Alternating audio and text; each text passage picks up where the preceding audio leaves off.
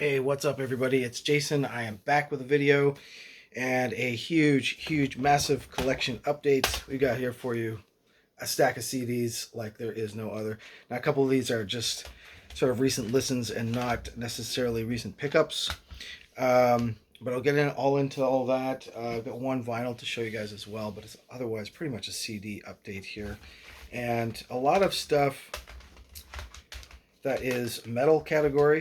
Obviously some hard rock in here and a couple of electronic techno things as well, but no singles this time, just all albums, maybe a couple of EPs mixed in the bunch. And yeah, a lot of stuff that's been coming in. So let's dig into this here right now, right here. Before I get into them, a couple of CDs I've been listening to quite a bit lately. For some reason, just pulled this one out randomly. Blasphematory. Cool band, killer band from New Jersey, some death metal from New Jersey, and I've been just super into Nuclear Winter Records lately. Just did an order from them actually. I think it's out of Greece, and this one's a banger. Very cool. Depths of Obscurity. You see these gonna like fall out when I open it. It's just a two-piece. Blasphematory. And I was rocking this a little bit recently. The Unleashed latest album on Napalm doesn't get a lot of attention, and I guess I sort of pulled it because I've been thinking about my year-end ranking soon. This was a 2025 album.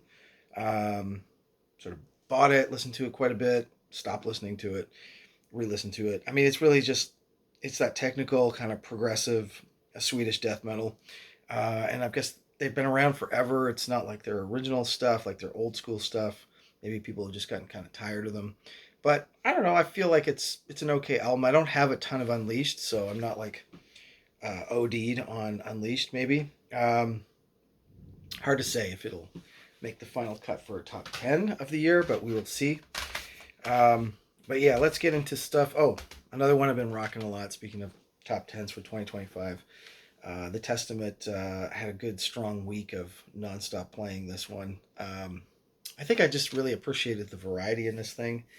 It's not always hitting perfect for me, but there's this variety of like in the vocals between the death metal vocals and the more cleaner Chuck Billy stuff, and still skipping over those slower jams like Meant to Be or whatever. But it's a really good thrash album, for 2025. Pretty solid, fun listen, catchy. Some few interesting things in there. So that has been something I've been rocking.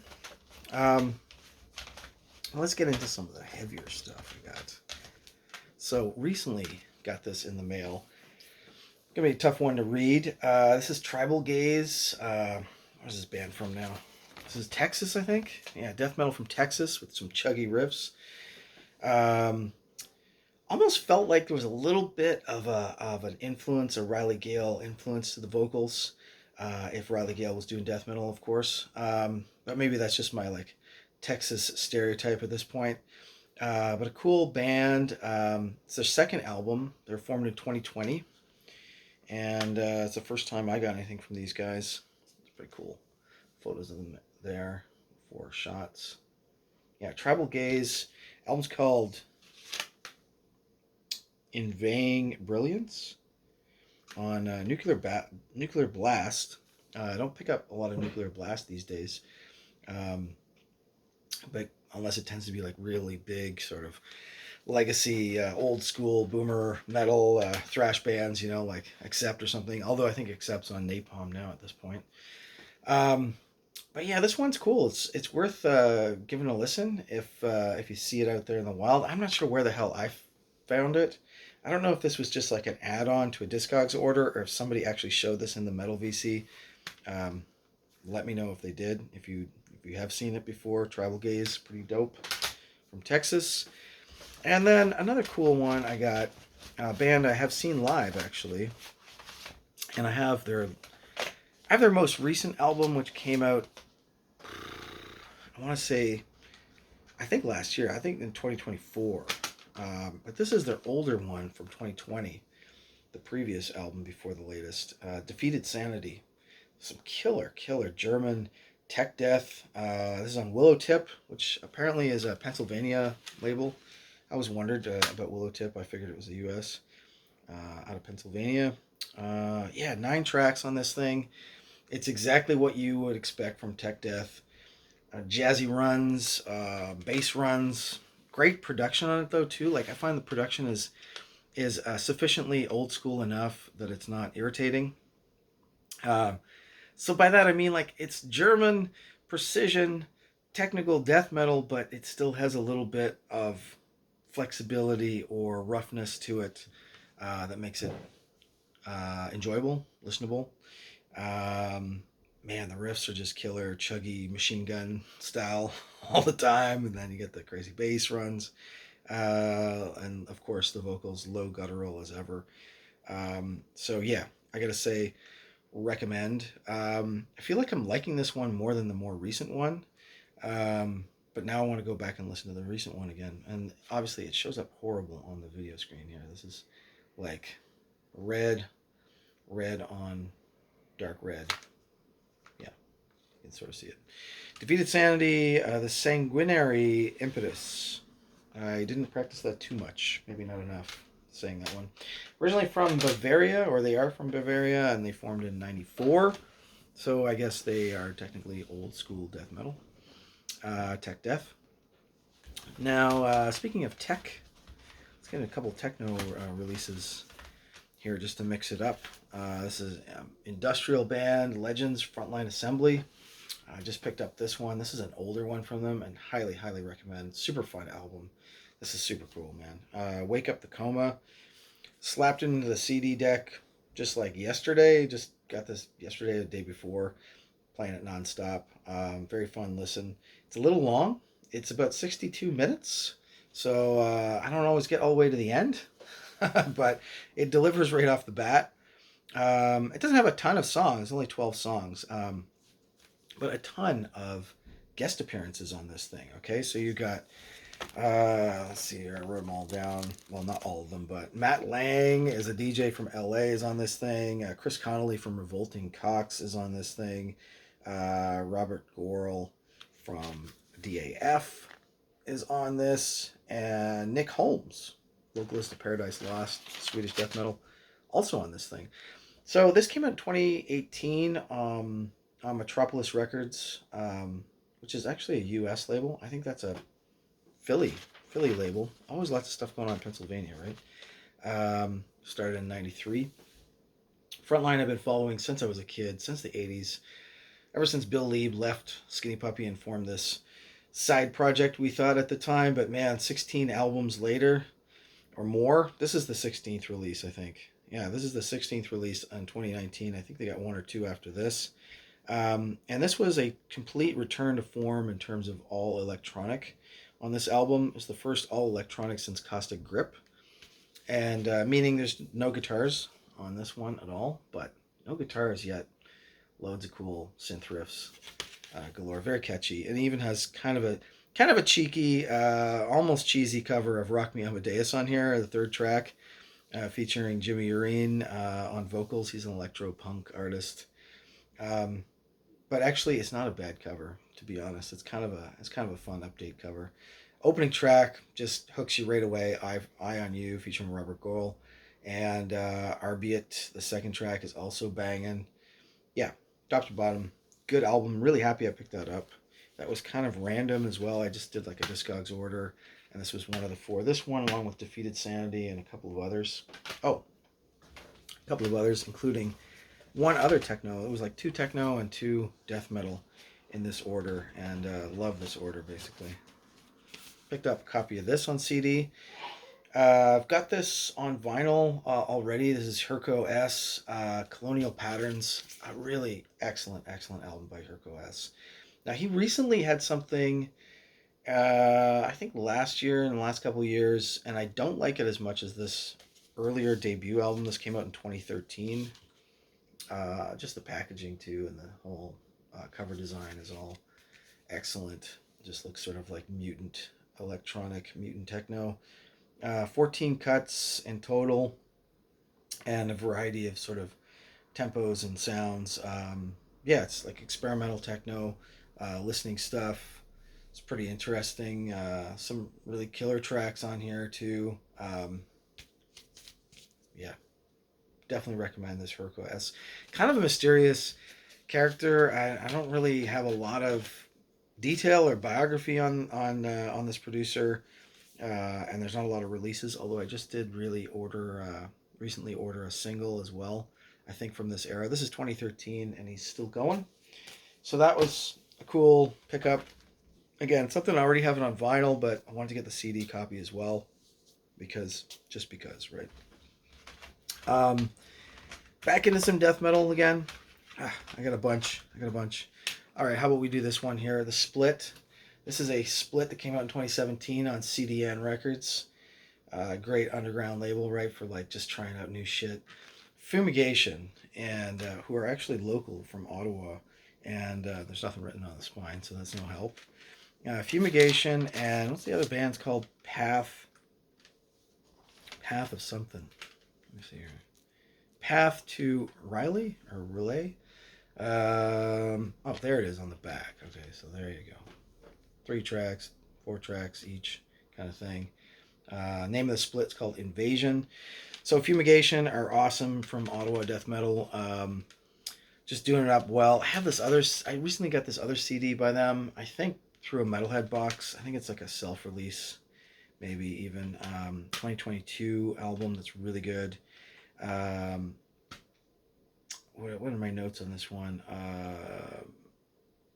Heavy distortion production style. This is the stuff that's like really HM2 dripping. Basically, the guitars are like dripping in HM2 distortion, and the vocals too, even a little bit. I mean, just overall, the production on Fumigation is excellent. He's got a good crazy man style of vocals too, and I love how all the tracks are like around Fumigation related stuff. Here we got one, for example, earwigs and earwax on this one. Beard full of maggots. The other band, the Path to Riley, is quite good too. They're from Montreal, and definitely recommend this split. Probably get it super cheap. I think I got it for like $8 or something. CDN label is great for this. Like I said, like just new bands, super on the underground. Not a ton of pretentious like expectations around this stuff. Just throw it in the deck, slam out to it. It's awesome. Totally rocks. So that one, I was surprised myself when I got into the first Fumigation one. I just thought, oh, I'll just give this a chance, and it's a lot of fun. I want to see them live now. I mean, I guess they're from local area, and I haven't seen them on a bill, but I'm sure they've played. Another one I got from the Metalhead box recently. I think this is the latest Metalhead box, October. Pretty sure, I think Necrotic Nick did his opening of the Metalhead box, and I think this was in there because he got the CD combo as well. This is a thrash band. Thrash band called Scalding on, well, I thought it was going to be on Nuclear Winter, but the album is called Nuclear Winter Spell. And there you go, 4-piece. Quite the crazy logo there, yeah. I dig it. Scalding. Black metal, death metal, thrash combo. Canadian, of course, out of Vancouver this time. I think this is only like their second release. I think they have something else that I want to hunt down now. And this is basically a self-release. There's no label on this thing. 2025 release, so it could end up in the top 10. You never know. I like featuring like these underground, less obvious picks maybe for the end of the year. And this one's growing on me. It's a lot of really cool stuff. It's a blend of, this black metal, death metal, thrash combo. So that's a cool one. Now this one is totally thrash, right? Like this next one, this is a straight up thrash band and a killer album at that. Another new band for me, like totally new for me. But this band has been around since 2007, and it's called Madrost. Called Madrost. Primitive Reflections.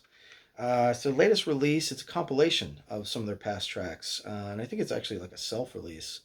So I'm not sure where I got this from. Again, it might have been a Metalhead box pickup. Just lots of stuff coming in. 13 tracks in total, including a a bunch that are live. You got a demo track on here. It all just completely kills. It's a sick compilation um, that I would totally recommend starting from here with the band because it just covers a lot of ground. It's kind of like a one man project. Tanner Puppet is his name. I guess he started this whole thing and then uses studio musicians or what have you. Um, the vocals are super wicked, thrashy. It's messy. It's a little visceral, banging. It's all that. It's all that, and then some. Great, great underground pickup. Don't know if anybody's ever showed them in the Metal VC either. If you have, please let me know. They're out of California. That's a California band. All right, couple left to go here. I promise. Just a ton of CDs to go through that I've been rocking all these like kind of on like a steady rotation all week. Another thrash band we got here. Well, actually, Brutal Slam Death, and I feel like a little touch of grind as well. This one, Traumatomy. That's how I'm saying it. I don't know.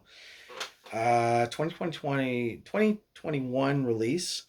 This is a Russian Japanese slam death metal band from, this is 2012. This album definitely slams. It doesn't have a ton of songs on here, but enough, right? Looks like 10 songs, something like that. Whole thing clocks in at 28 minutes. So you have the brutal slam stuff. You got killer vocals on this thing, total like trash man style, like just death metal, chuggy riffs. Yeah, it's a lot of fun actually. First time I got anything from these guys. Not exactly sure. I think this was just a Discogs find, but it might have been something that somebody showed in the VC. I'm not sure. That logo is pretty hard to read. That's for sure. You got the T and R. Yeah, you get the Traumatomy. I think the name is just kind of hard to say. It's not exactly the easiest roll off the tongue name. But yeah, wow, killer band. I would get more. They have a lot. I think they have quite a few releases. This came out on a California label called Gorehouse Productions, so it should be pretty easily available. And then last but not least, one extremely legacy boomer hard rock band even, and another legacy death metal band. I haven't listened to this yet actually, but I will show it. I just got a copy of the third album by Atheist, Elements. I'm a big fan of Peace of Time. The debut, I think they're just getting into even more proggy and jazzier territory with this one from some of the preview that I listened to it. Now, many of you guys, well, the OG metalheads out there will all know this band.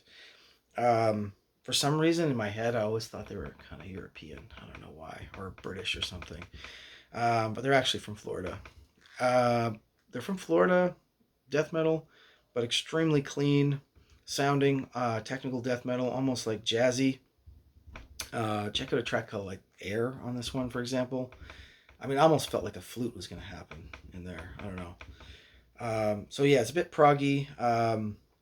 I could like this reissue. I got this reissue because it's got bonus tracks. It's all one disc, but it has bonus tracks of a live radio broadcast from '92. So I thought that was kind of cool. So there you go. Third one by Atheist. And as I was hinting, a little bit of boomer rock here, boomer metal, Scorpions. This is a great compilation from the first Sting. I gotta blame Brendan Snyder for this one because I think he did a full review of it, or he had definitely mentioned it on his video. He is great for just these collection updates that are insane. A lot of hard rock, obviously, some metal, and just weekly, daily videos. Watch it all the time. So yeah, Scorpions, I thought, well, you know what? I don't have a ton of Scorpions on CD, for example. And nice to get a compilation, greatest hits. But this one's kind of unique. I feel in a way it's sort of, this was supposed to be like, I guess my math adding up here, like 50 years or something, or 60 years. From 1972 to 2022. Tracks from 72 to 2022 by Scorpions. And I think they actually started maybe earlier than 72, but the first recordings that were released were from 72. So It kicks off with In Search of Peace of Mind, which I love. It's like a super like hippy dippy kind of, a little bit like krautrock kind of vibe. This Is My Song, which is a live version from '73. Speedy's Coming, In Trance. A lot of these like early stuff that I just don't know that well, and it's really cool to hear that same vocals and all the guitar playing and stuff from Scorpions on those early stuff. The later stuff, Winds of Change, Big City Nights, the usual kind of stuff, right up into Rock Believer, which was their last album that they put out from 2022, which I never actually picked up or got around to listening to. But yeah, I'm a Scorpions fan. I really like their old stuff. Well, I grew up on their 80s stuff, right? Blackout. I love Drive also from '79. Don't know the early In Trance and all those albums, so this was a great way to just get a few tracks. And it's kind of cool that there's like weird versions ish, live versions of a couple of tracks. So interesting compilation that way. Last thing I'll show on this one too is the booklet, which is quite thick. And it's got all kinds of cool pictures of the band over the years. Mostly, I think, 80s pictures of them. So, pretty decent booklet too. So, if you're at all a Scorpions fan, and you're thinking like me, like, wow, I'm not thinking about buying a Scorpions album these days, but lo and behold, it happened. Yeah, it was the 60th anniversary. There's the hype sticker for that whole thing. 60th anniversary. Scorpions.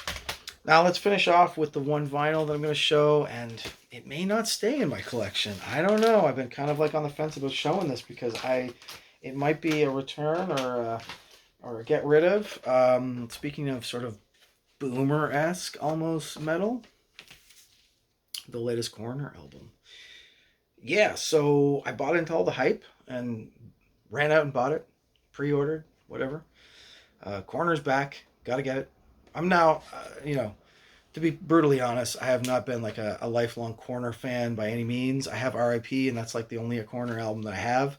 If you are a fan of R.I.P., the debut, or the first couple of records, I guess, this record is not for you. That's been completely confirmed from watching the Metallurgy or Marty Worm's channel. They just did a big, in-depth, deep dive review of this album, and I think like 2 or 3 of the 4-person panel kind of crapped on it or wasn't a fan.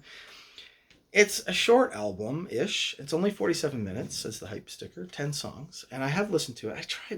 I've been putting it on all week, trying to get into this thing. It's kind of okay as background music and occasionally piques your interest, but it's a little bit boring, a little bit on the boring side.